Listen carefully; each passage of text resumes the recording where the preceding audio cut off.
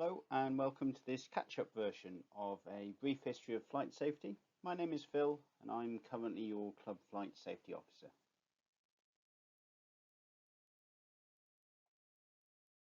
It's important that we learn from past safety events, accidents, incidents or near misses, if only for self-preservation so that a repeat or worse doesn't happen to us. We can wait for these lessons to filter down to us through training or official guidance, or I'd encourage you to think about events for yourselves. So I thought we'd talk about how flight safety thinking and learning has evolved over the last 100 years or so. My aim is to try and give you some ideas of what to think about in events that you want to learn from. It's not just about safety events, but it could be your own flights that were safe but perhaps didn't achieve an intended goal.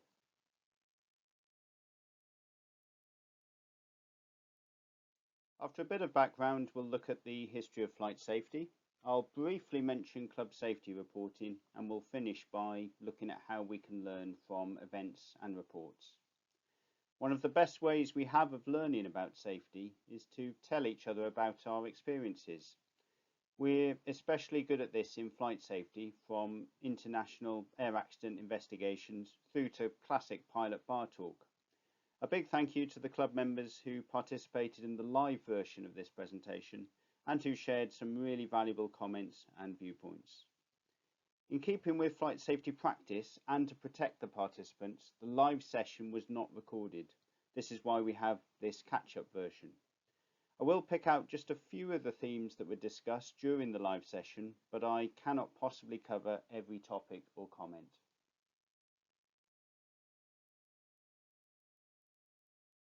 Personally, I've always found it easier submitting a safety report to someone I know, so I thought I'd quickly tell you my flying history so that you can see where my thinking comes from. I started off gliding as an air cadet, which led to a PPL scholarship, and that was a bit difficult to keep going at university, so I did a lot of gliding instead. I was then very lucky and got a commercial license scholarship for a flying course abroad. Came back to the UK and started working for an airline. I spent 14 great years there, flew Boeing and Airbus, short and long haul, and some interesting winter detachments. I fancied returning to light aviation in 2014. I'm bronze and have been CSO for 2 summers. Overall, the job has given me some formal human factors experience, but I'm not an expert. I definitely make mistakes. I'm still learning, but I do find it a fascinating topic. I'm not a particularly good pilot. I do have to work hard at it. And importantly, nothing I say should be considered as flight instruction. Instead, this will be my opinion based on my experience, my perception. It's your responsibility to use the information or not. I will deliberately keep this presentation quite generic, but if you're in any doubt, best you speak with a qualified instructor. Another brief bit of background. In modern companies, the safety department is usually kept slightly separate. That allows an independent look at safety reports and unconstrained feedback of safety information, so the company is not trying to mark its own homework. In effect, they act like a safety watchdog, while the responsibilities for safety remain with either the people doing the job or the people who have overall control.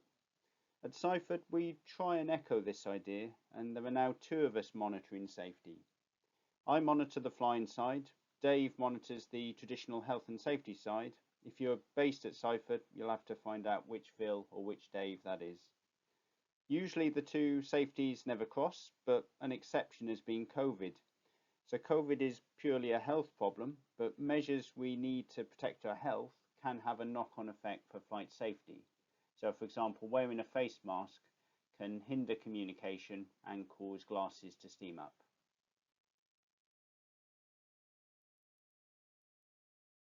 We'll now look at the history of flight safety.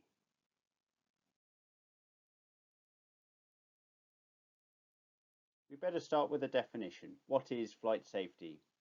The first part is easy for pilots, but just to emphasise that it's not only what happens while airborne, but all elements of aircraft operations, including what happens on the ground.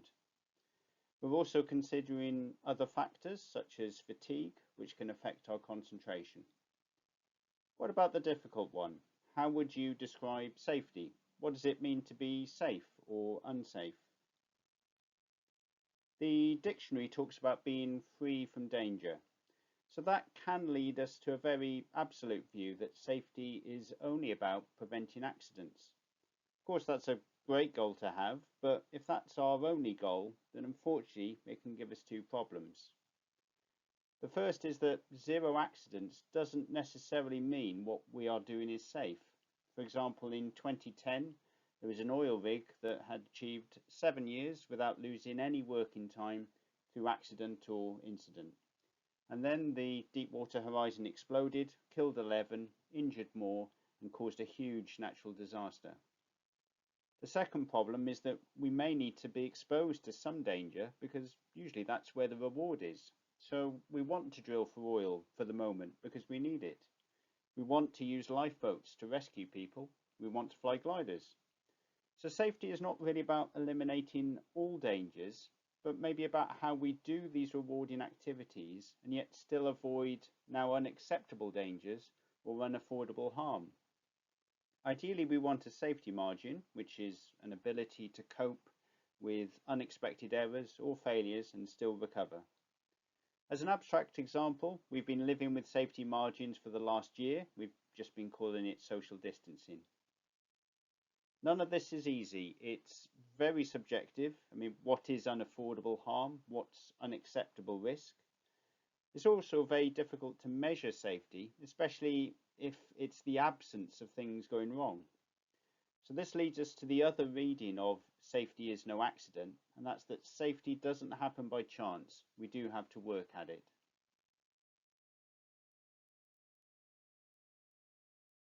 On this timeline screen, I'm going to talk about aviation as a whole, because that's where my knowledge is, and hopefully you'll recognise most of the examples. As we go along, I will give an outsider's view of how it applies to gliding. Aviation accident rates have generally done this. Don't worry about the detail. I just want to show that there were lots of accidents in the early days, which significantly reduced, but improvements are harder to gain now, and we're still occasionally having major accidents. Why were there lots to start with? Well, we were flying aircraft like these. So we focused on learning about aerodynamics and understanding structures, and so the technology rapidly improved. In 30-ish years and 2 world wars, we went from string bag, open cockpit aircraft with no parachute to nigh on the speed of sound in aircraft with jet engines, all metal airframes and ejection seats. In the jet age, our knowledge continued to improve. For example, the de Havilland Comet accidents in the 1950s taught us some more about metal fatigue and how to build more robust airframes. Nowadays, we can test for it using techniques such as ultrasound. We've also developed technology that warns us of impending doom, be it hitting the ground or other aircraft.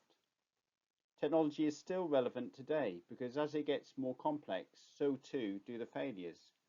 For example, the 2018-2019 MAX accidents all started with a vulnerability in a part of the automatic pitch trim system called MCAS.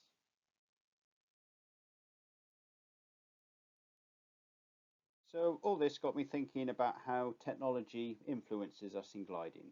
Here's what I came up with. Firstly, the aircraft we fly are typically 30, 40, 50 or more years old. I am definitely not saying that all old aircraft are bad, all new aircraft are good. What I am saying is that an older aircraft can present a couple of issues which you've got very good at managing. One issue is that as time goes by, materials and structures degrade, so they're more likely to develop hidden faults.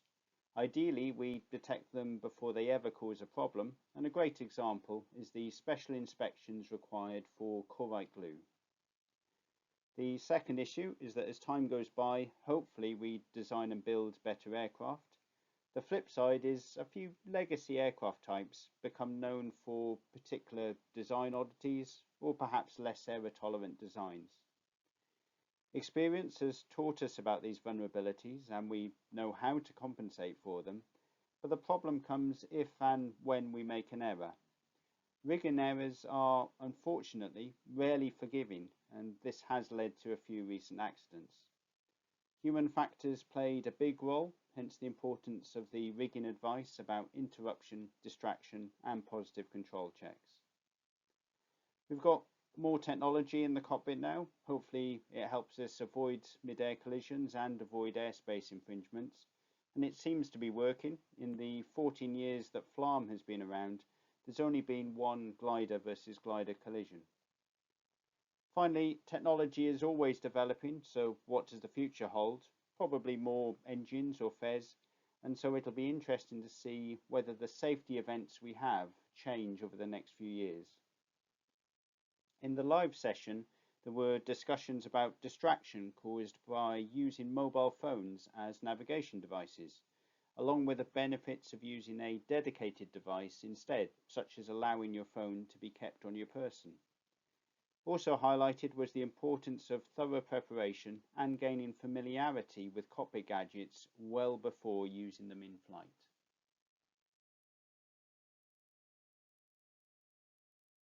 Back to our timeline. We'd focused on technology, and so in the early days we had quite a mechanical view of how humans worked. If there was an accident or a mistake, we tended to think the human was a bad apple or incompetent. We'd just sack them and employ someone else. As aviation technology improved and got more reliable, so the aviation humans became more and more exposed, and we began to see pilot error reported as the cause of accidents. There were several accidents in the 1970s that showed that the errors pilots made weren't necessarily to do with technical flying ability. Two stood out. In one, a DC-8 ran out of fuel and crashed while the crew were focused for about an hour troubleshooting what was in fact a minor technical problem. In the other, and still the worst air disaster in history, two 747s collided on a foggy runway after miscommunication and possibly an authority gradient. Something needed to be done, and so the human factors era started. This covers physiology, or how the body works, things like hypoxia or eyesight, but it also focuses on non-technical skills in aviation, such as situational awareness, communication, or teamwork. Airlines introduced Cockpit Resource Management courses, CRM, for pilots and, as was then, flight engineers. It was quickly expanded to include the cabin crew, and classes are run as standard with a mix of roles and a mix of experiences. In the wider company, other jobs such as engineers or ground staff have an influence on flight safety, and so they also receive some of this training. And actually it's been introduced into other industries, especially healthcare and the energy sector, so we tend to call it human factors now. Human factors tries to get away from the old mechanical view of humans and instead can help us understand why we behave as we do in different situations. In 1989, there was an engine problem on a two-engined aircraft, and human factors suggests how confirmation bias led the crew to shut down the good engine and leave the bad one running.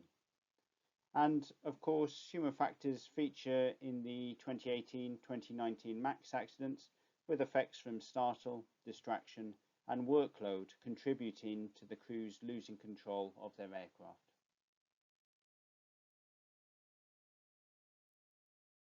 So what about human factors in gliding? First, there are several resources to mention. The website of the General Aviation Safety Council has some very useful content, and their safety evenings, either in person or via webinar at the moment, are excellent, and I'd thoroughly recommend going on one. For something to read, try the CAA's publication CAP 737. It is partly aimed at human factors instructors, but like our instructor's manual, there is plenty of accessible information within. There have also been a couple of recent gliding reports which strongly featured human factors and again are worth a read. Otherwise, there are lots of human factors that can influence our day at the gliding airfield. Each one of these could fill a talk. The good news is that elsewhere on this channel, there is a recording of a Club Zoom talk given by Mike Fox on human factors in gliding, and so I'd recommend watching that. Our live session covered some examples of in-flight distractions caused by growing nausea or a need to pee. An interesting discussion was also had on the importance of encouraging people to call stop or to ask a question if they are unsure. This included methods of how we can do this, especially for new or low-hour members, as well as the future pitfalls if we don't respond appropriately whenever concerns are raised.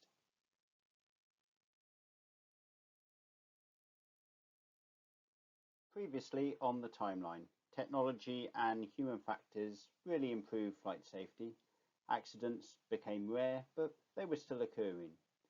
So rather than focusing only on the machines and the people directly involved with the accident, the next step was to zoom out and look at the wider influences from the organisation or the system. 3 accidents illustrate this. In the first, NASA was under pressure to make a success of the space shuttle. When evidence of a design fault began to emerge, they justified why it was safe to continue and gradually became numb to the risks in doing so. In 1986, that design fault caused the loss of Challenger during launch, and this accident is the classic example of normalization of deviance. In the middle, in 2009, people wondered how a highly trained airline pilot could stall at cruise altitude and not recover. There were several factors, but one of which was the realization that maybe pilots weren't getting the high altitude training or flying practice that they needed. In response, upset prevention and recovery training is now compulsory each year. And finally, for the 2018-2019 MAX accidents, the full influence of the Boeing versus Airbus competition on commercial pressure and the FAA's regulating and certifying of new aircraft is still being debated. So by zooming out, we've started to treat individual error as maybe a clue that something bigger is going on. We've also started to learn from success stories. In 2009, an aircraft hit a flock of geese over a city, suffered a double engine failure and landed in a river. And in 2010, an uncontained engine failure caused significant damage to the aircraft and created over 100 faults. Neither event was covered in crew training, but on the day the crews responded and adapted to achieve successful outcomes. So we're trying to train and improve our resilience to such unexpected or black swan events. Finally, we haven't got many accidents to go on, which is good. So rather than solely looking at the red, we're trying to look at the much bigger green area and ask, why were these not accidents? We previously mentioned pilot error. Now we're trying to learn from pilot saves and what we do during normal operations.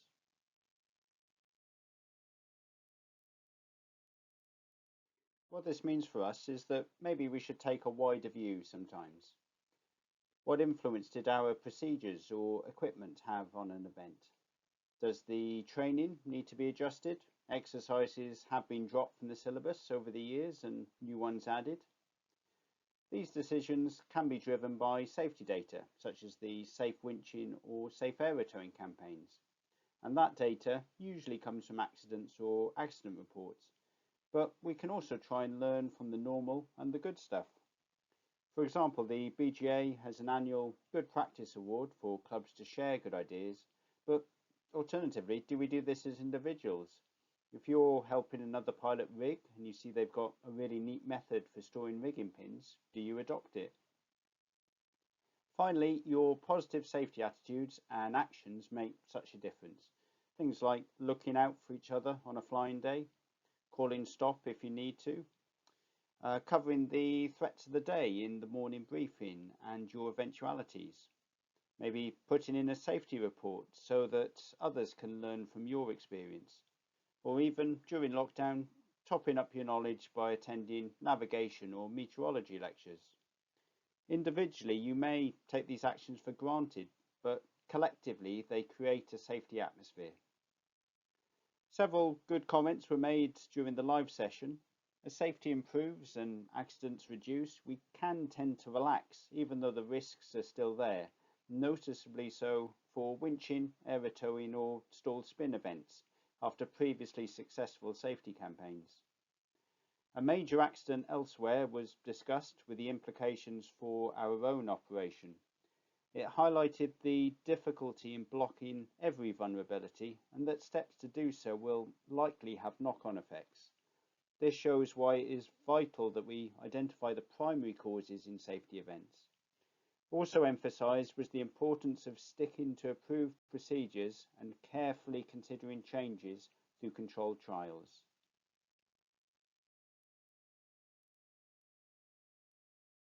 If we're going to learn from events, we've first got to get reports. Our starting point is club safety reporting. I just thought I'd give another spin on what and when we can report. So sometimes events happen completely out of the blue, but more often than not they have a bit of a lead up to them, and that's what I've got pictured here. So along the bottom we have a timeline, which could be the same day for some events, or even years for others, such as Challenger. In green we have our expected standard, or what we're supposed to do, and in blue we've got what we actually do. So in this case it just gradually drifts away from the standard for any one of a number of reasons. In red I've got the minimum we must do to avoid having an accident, and that varies as threats come and go. The gap in between is our safety margin, and maybe at some point that margin becomes uncomfortably narrow and we'd call that a near miss. If we don't learn from the experience, then perhaps the next near miss is not a miss. I'll give an example. Unfortunately, it's a little bit weak, but it's the best that I could come up with. So we'll look at, over the course of this next season, my average final turn heights. Let's say our minimum standard is to be wings level on final at or above 300 feet. What do? Well, I check flights go okay, but maybe this year I get a little bit relaxed or overconfident, and gradually I nibble away at the standard, and so my final turn heights slowly reduce through the season. What are the threats? Well, things like wind, weather, wind shear, downdraft, the field setup with obstacles on the approach. Maybe on this day we have a west end launch point on a blustery day with wind shear coming over the trees. I haven't noted any of that, and so I still turn final at what feels normal to me at 230 feet.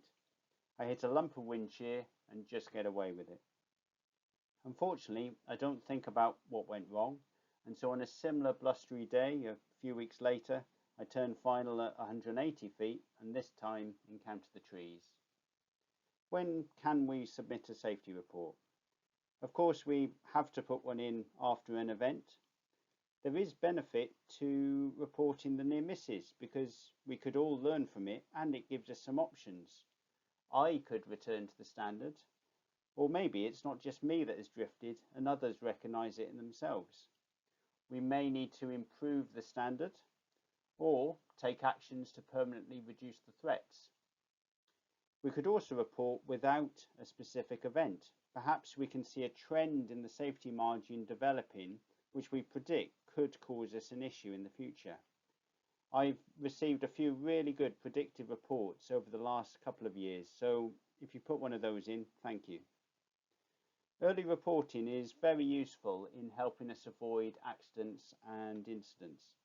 The accidents are visible, but the near misses and the predictions are invisible unless they get reported. However, there's so much good information to be had here that can indicate where the next accident could be.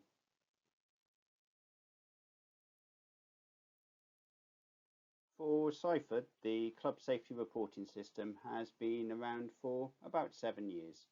Detailed information is available in the clubhouse and in previous newsletters.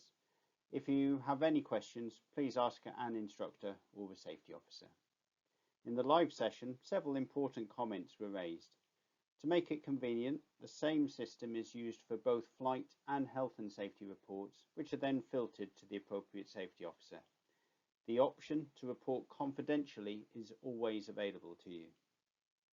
A couple of the participants mentioned that they saw the value in broadening what we report as a learning point, with several example scenarios given. It is a safety report system because, as we saw on the previous slide, we don't need to wait for an accident before we report. Finally, a significant comment was made about encouraging new and low-hours pilots to report on safety, especially regarding their concerns about how any mistakes that they may have made will be handled. Those of us familiar with a flight safety culture understand that there is no judgment or penalty in reporting. However, it shows how important it is for us all to set a reporting example and communicate the benefits in doing so.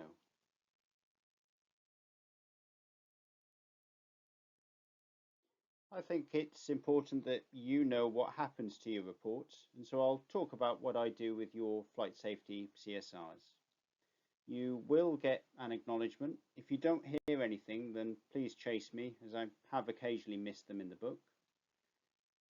I'll look at what you've written, look at some definitions, and see if there needs to be any upward reporting. Most of the time there's no need and you won't hear any more about it.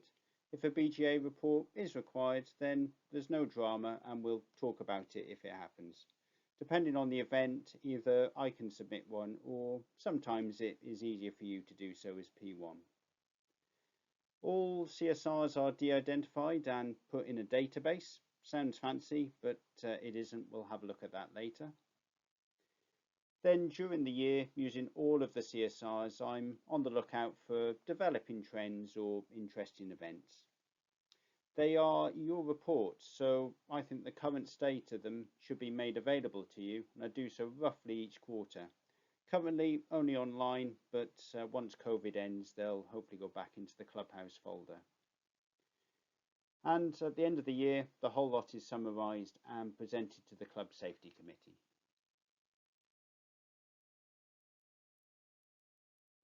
Once we've got our safety reports, what do we do with them?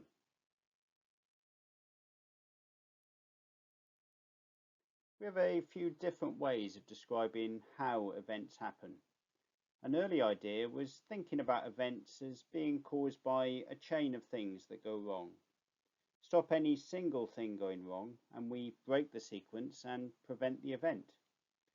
The positive version of this is Reason's Swiss cheese model. Surely we do our best to defend against accidents with procedures and actions, and this is the cheese. As we add more defences, so we can add another layer of cheese, and occasionally these defences aren't perfect, and so the holes represent imperfections, mistakes, errors, failures. If enough holes line up, then an event can make it all the way through the defences and happen. One problem with these ideas is that they're very static. In reality, the things that go wrong can vary from day to day, and so maybe the holes are constantly shifting. Hopefully I don't make the same mistake every day. If I did, I'd notice and be able to fix it. With movable holes, this is why multiple layers of defences are so effective. Still, if they happen to line up, then an event can occur. The other problem with these ideas is that they are very linear. In reality, events probably aren't so simple. We've got lots of competing goals, all with their own factors and potential for failures. We don't always know what is or will be important.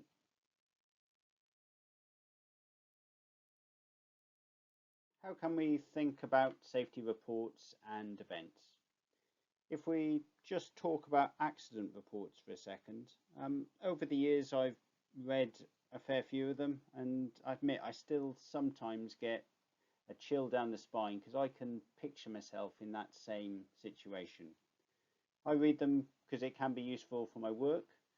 For you guys, gliding is your fun hobby, so I can appreciate why sometimes there may be a reluctance to want to contemplate that things can go wrong. All I'd say is please remember the context of how few accidents there are.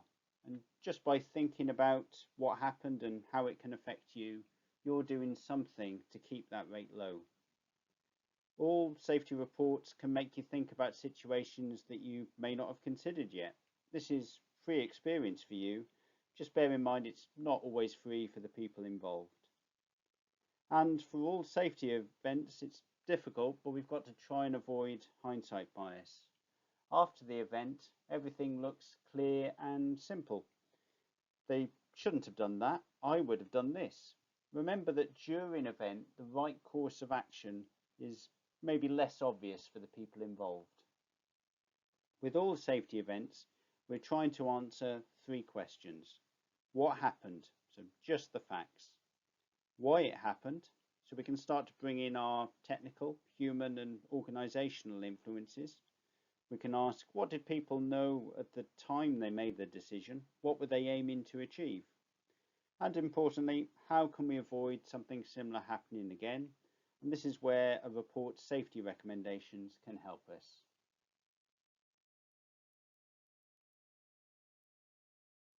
Where can we find safety reports? A nice gentle start is CHIRP, the Confidential Human Factors Incident Reporting Programme. There's no accidents in there, only interesting human factors events. The downside is there's hardly ever any gliding reports, which is a pity, but there's still some useful crossover and good stuff that we can get. For gliding, the BGA publish an overview of all reports that they receive during a year. The 2020 annual review is just been released. In there, there's no detail, only comparison with previous years and some general advice. Unfortunately, some of those reportable events will have been major accidents, so if you want details, then the BGA or AAIB reports can be found on the BGA safety website. For information on some of the other reportable events, then sailplane and gliding gives a short description on a selection of these, and these are also on the safety website. Supporting the reportable events are club reports from across the country, so the last thing we can look at is CSRs at our own club. For this catch-up version, these are fictional CSRs. The real ones are available to club members.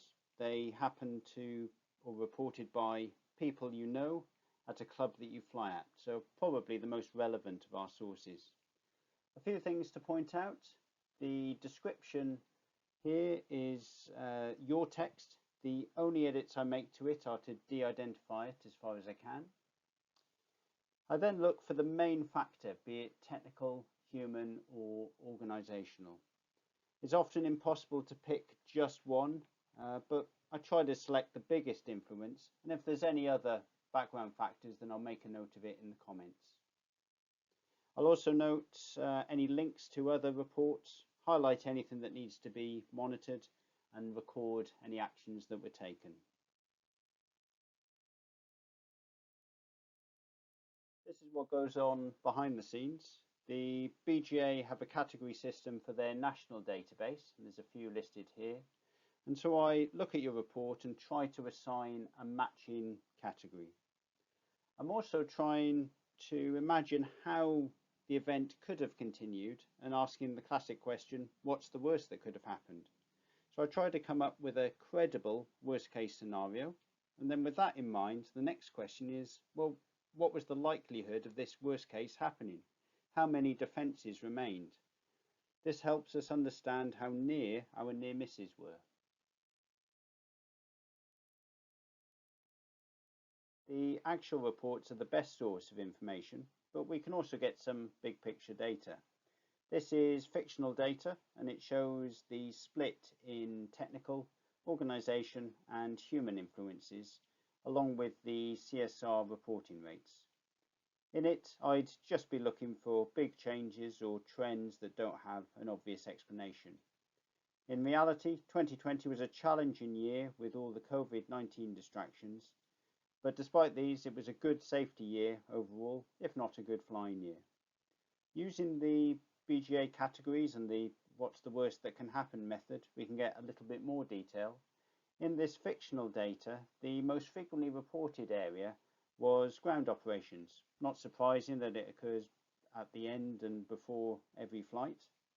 The potential risk for each event was low or moderate, but with so many reports, that risk can accumulate. In this fictional case, there was only one field landing report, but perhaps quite a serious event was narrowly avoided, so the potential was there. So this method can uncover risks that we may not find if we only look at report frequency.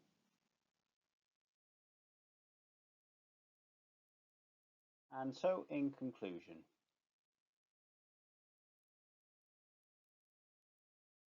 hopefully I've given you some things to think about when learning from events.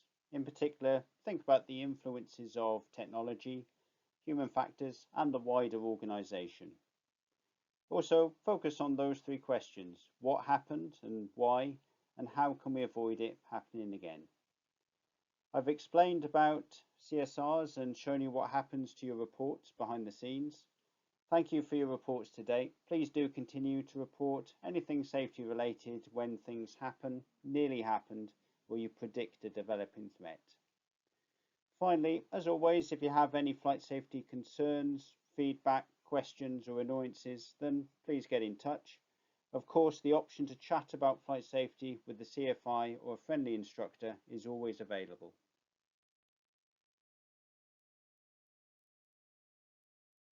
Thank you very much for watching. I'll close by wishing you safe flying and leaving you with some further information about the resources used and media credits.